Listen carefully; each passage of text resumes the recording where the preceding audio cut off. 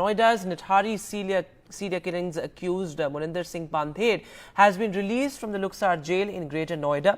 In fact, the Allahabad High Court, remember, on Monday acquitted the 65-year-old businessman and his domestic help Surinder Kohli in the sensational 2006 murder case that had really sent shockwaves across the country. In fact, the court said that the investigation is something that they're extremely disappointed by and that the probe is botched up. Now, these visuals that you see on your screen are defining because the sight of body after body, skeleton after skeleton being recovered from that drain outside Pandher's house was something that had really shocked the nation, and multiple cases were registered against them. In fact, the CBI also took over the investigation and found Kohli guilty in several cases as well. In fact, Surinder Kohli had confessed to charges of cannibalism, having sex with the dead victims, and also eating up the body parts of the dead victims. So that is a kind of gruesomeness that the case threw up. In fact, now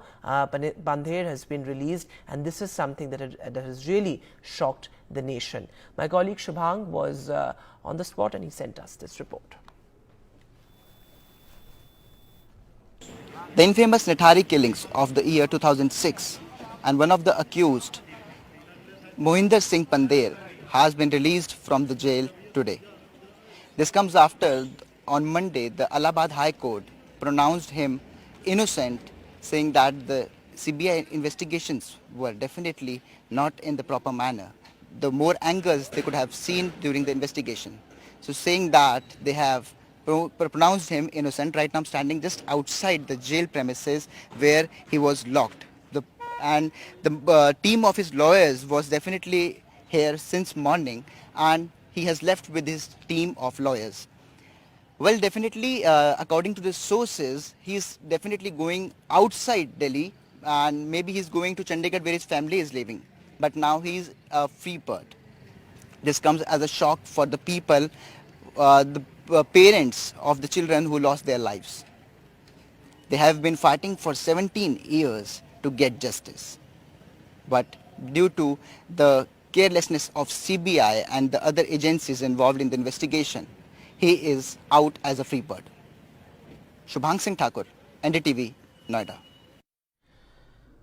And well, this of course, as larger questions on the investigation still continue to be raised. I'm being joined now on the broadcast, Mr. A.K. Jain, former DGP, somebody who was an IG at the time when the Nithari killings actually surfaced. Also with me, Ashutosh Srivastav, an advocate with the Supreme Court. So many thanks, both of you, for joining us on this very important debate.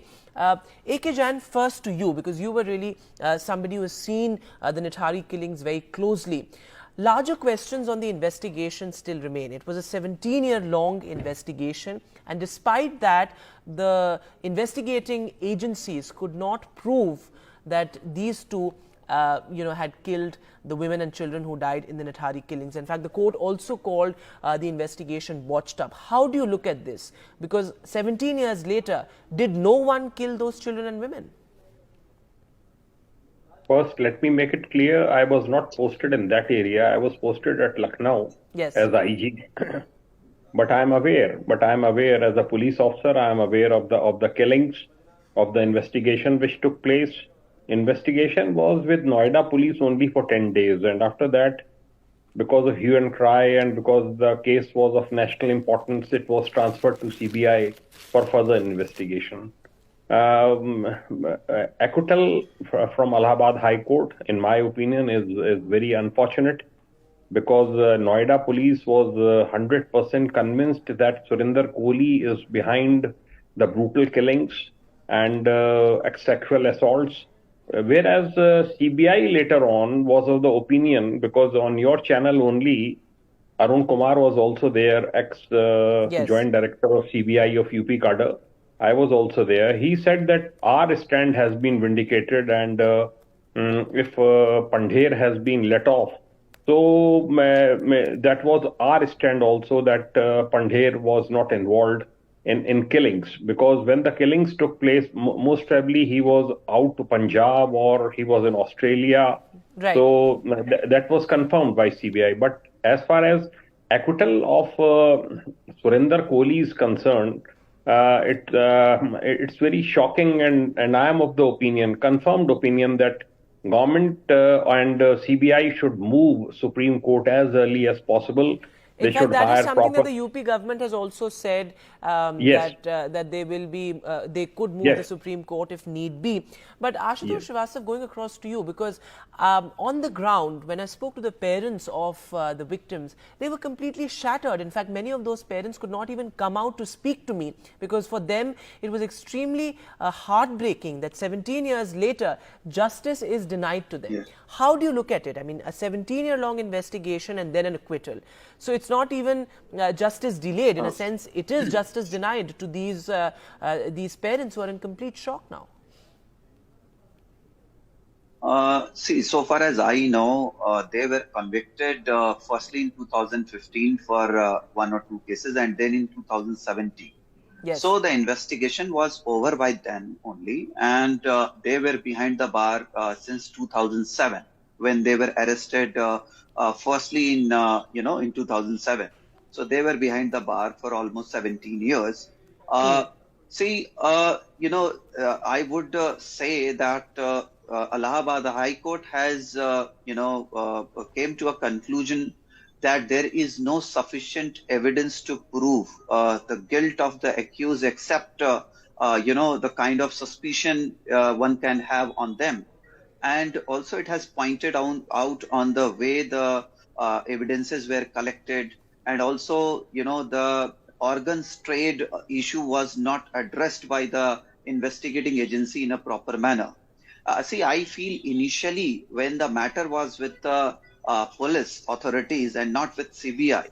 See, what happens whenever investigation starts, the initial period of investigation is very, very important and crucial. Because during that period only, if somebody tries to, play around with the, evidences or, That's a very witnesses or important things point like you're that, making. then So it when becomes very difficult. investigations are Yes. So, too long, then perhaps there's a chance that the evidence so is tampered destruction. with. Go ahead. Yes. So the destruction of evidences are quite possible. In fact, let me take that to A.K. Jain, because what you're pointing out, Ashutosh Srivastava, is a very important point there. Because if an investigation is unusually long, there is chance that evidence would be tampered with. And as Ashutosh Srivastava is pointing out, the initial part of the investigation is extremely important. And as he said, that organ trade aspect was something that was not looked at perhaps as comprehensively. So now you can't go back to the investigation. So do you think that it somehow reflects badly on the investigating agency as well, that they, in a sense, failed at their job because they could not, make it a watertight case that could stand the test of law? We should not Firstly, forget that. We A.K. should Jain, not go ahead. forget that. Yeah, we should not forget that Noida police only worked out the case. They worked it out successfully. They traced the mobile of Payal. Yes. And they connected it to D5, Sector 31, the infamous house. And Surinder Kohli was nabbed. And after that, Pandher was also caught, and they were questioned.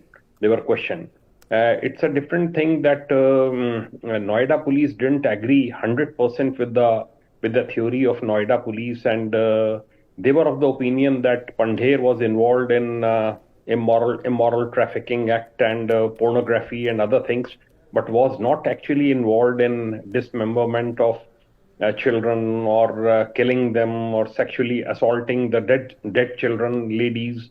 So this was the opinion. It might have led to the acquittal of Pandher, but in my opinion, Surinder Kohli, we should try our level best that he doesn't come out of the jail, because he is involved. Entire Nithari village, they can vouch for it. They can vouch for it that he is behind the killings. Pandher is behind the killings. Absolutely. Pandher was And in fact, aware. On the ground as well, when I spoke to some of these victims' parents, a lot of them were, in a sense, of the opinion that Kohli is involved and he should not come out of jail, because that is something that would be extremely heartbreaking for them as well. But Ashutosh Srivastava, do you think that cases which are extremely sensitive, whether it's the Nithari killings or the Soumya Vishwanathan case that we recently saw a verdict in. Of course, you can't compare the two, but of course, these kind of cases are extremely sensitive. There has to be some amount of fast tracking as far as these cases are concerned. Would you agree? Yes, I definitely I do agree. Actually, see what happens. The court proceeds with the kind of investigation which takes place into motion. So whatever the reports required, or the charge sheet being filed, or the case being transferred to other agencies for proper investigation, that all takes time. Now, in this case also, if we see initially when the matter was with the police, actually, the state only took a decision where they suspended 2 of the SPs and 6 other policemen were suspended. And on the insistence, the matter was transferred to CBI. Then Right. CBI took its course, and then the investigation, again started. So all this process takes time because CBI cannot just take the files and start immediately. Even they have to go through, about the previous investigations being conducted by the previous agency. So, this all takes time, and without these reports and submissions, the court also cannot reach to a conclusion. Many a times the witnesses who are very important and crucial to the case, they also hesitate in appearing in the court. Sometimes they feel, that the protection should be given to them. Sometimes Right. by the time they are, they have shifted to some other place. So it is difficult for them now to come and cooperate in So the in such a investigation or situation before then, the court AK Jain, and the proceedings. last word to you, how should this investigating agencies actually go about it? Because as I said earlier as well, it's an extremely convoluted and sensitive case. So what do we stand to learn from an investigation which 17 years later in a sense failed? I am of the opinion that in such cases, there is so much of media hype that generally police is unable to carry out a very fair and impartial investigation because every day questions are raised as to what is the progress in the investigation.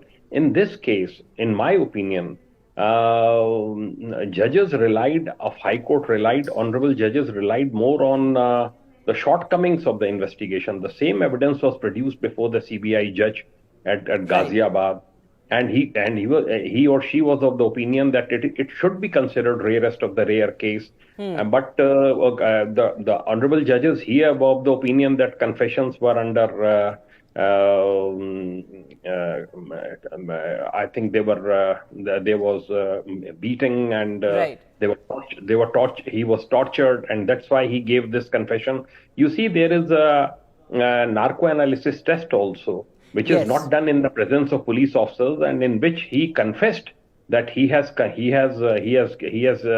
And in killed fact, all these extremely people. gruesome And confessions, disturbing Yes. confessions were made about cannibalism and Yes. having sex with the dead victims. Extremely disturbing there, but 17 years later, the fact of the matter is that one of the co-accused has walked free. Thanks so much, gentlemen, for joining us on this debate Thank you.